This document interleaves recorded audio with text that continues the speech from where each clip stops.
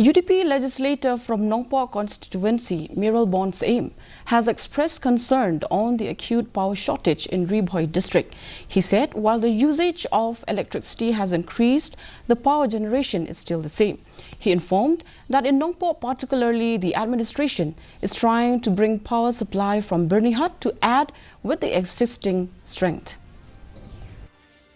Damkam kala nang bun gajing penmi kaduna kata kadi gajing sisa kemudian langsung tu ka jela gajing ngiru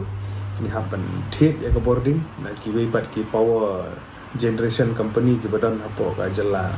sete la me ni gajing bat ya kanong po jungi in particular ru ngi ngi lek kat bala mentah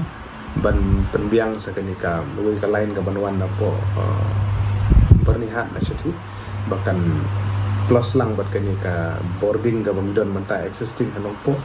kadang don ha nanti mentah ban penbet penbiang idon jingwet kia apa sang bangla